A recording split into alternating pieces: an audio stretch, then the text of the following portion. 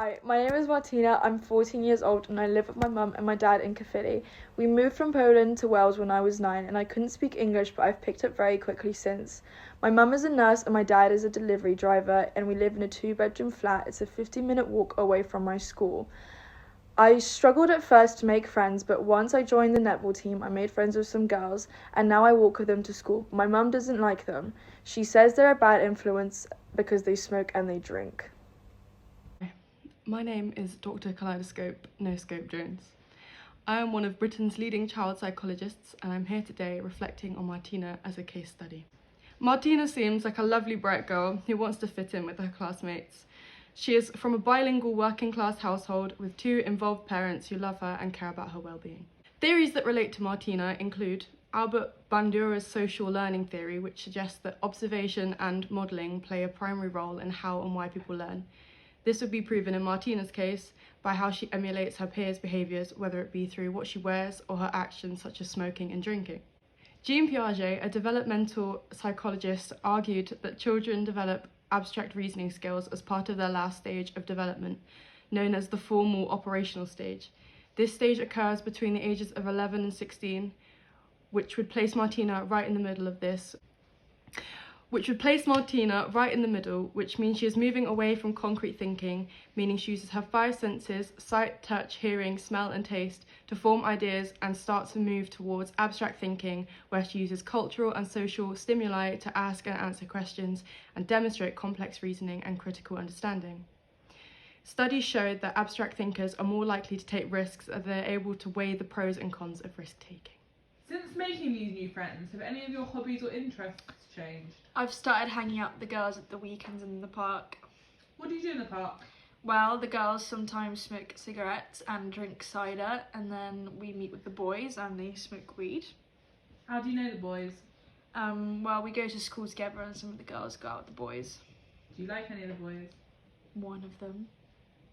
When you all go out together, have you ever tried smoking or drinking? Yeah. At a time when adolescents spend an increasing amount of time with their peers, Albert, Sheen and Steinberg's 2013 research suggests that peer-related stimuli may sensitize the reward system to respond to the reward value of risky behaviour. In relation to Martina, this theory proved to be well informed, as for Martina the reward is having friends or a boyfriend, and seemingly cool and risky behaviour, again, is the underage drinking and smoking and potentially becoming intimate with someone she finds attractive. In regards to this, puberty is an important part of adolescence and youth studies, as it is a landmark in sexual development. Changes in an individual come both mentally and physically. An individual's thoughts and responses are coloured sexually as a result of puberty and can play a significant part in a person's social and cultural development. Has anyone ever stereotyped you or discriminated against you? Yeah.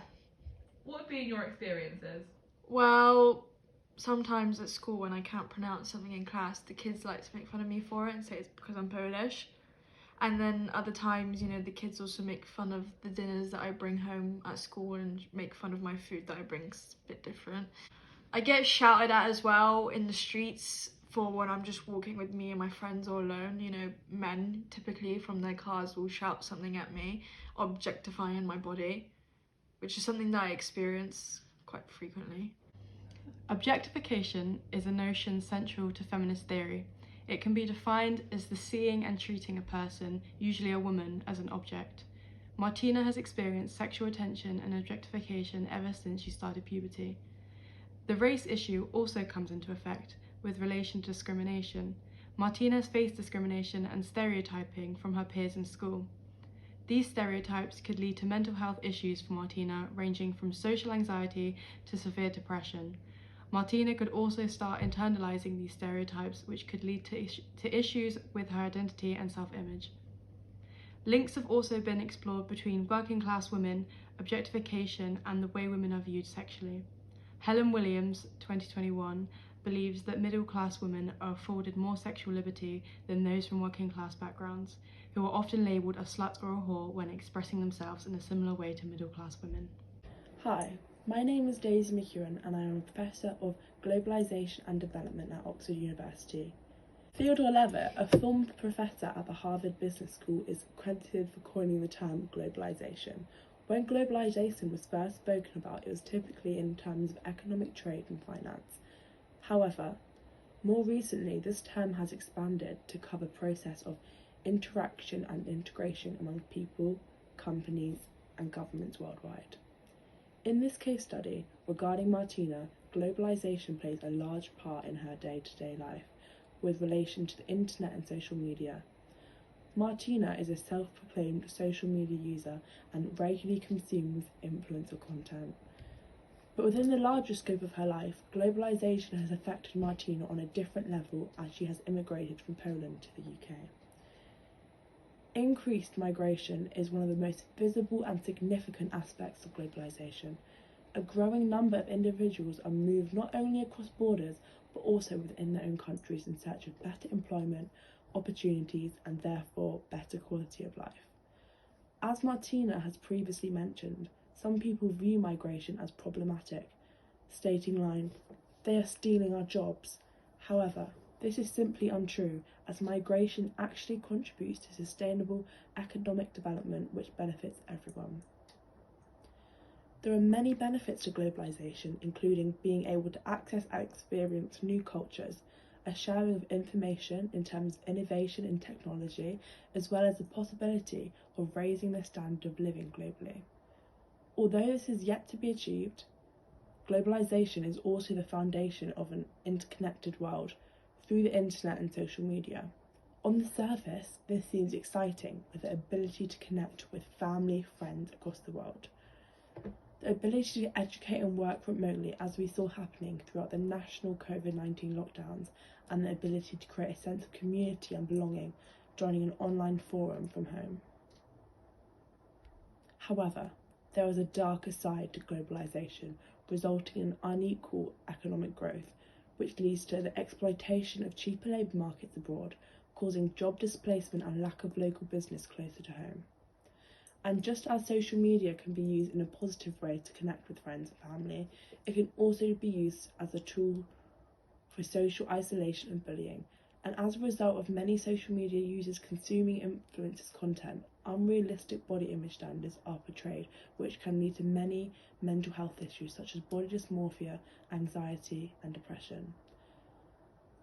Fazida Karim 2020 carried out a systematic review of social media and its connection to mental health and concluded that social media is responsible for aggravating many mental health problems and having detrimental effects of the psychological health of its users, creating social media envy which can lead to anxiety and depression. When working with young people, it is important to remember key steps such as building a good rapport with individuals so they begin to build up trust with you in a safe and secure environment. Many young people may not have someone at home they feel comfortable enough with to explore how they're feeling or why they're acting out in different ways. Understanding a young person's values by embracing diversity, being open-minded and inclusive. It is important for young people to participate in conversations about their future and what fits in with their values. Participation can have a positive impact on an individual's self-confidence, mental health and well-being. Participation People is a programme that helps young people across the UK to engage in and be heard by policymakers to create a real change. Figuring out what your young person's goals are and that why they want to achieve not only from working with you, but their career aspirations and impacts they want to make in society gives power back to the young people in terms of participation and being able to have a say in regards to the trajectory of their own lives. As well as helping young people overcome weaknesses, it is also important to shine a light on many strengths they already possess. This will boost an individual's confidence and widen their horizons. Communication and conversation skills can also be assessed and worked on with young people. This could be through face-to-face conversations, social media interactions, but also non-verbal communication and reasoning skills, such as flashcards and other communication aids. Working with children also requires you to set a firm yet realistic goal that can be reached independently or with help from others.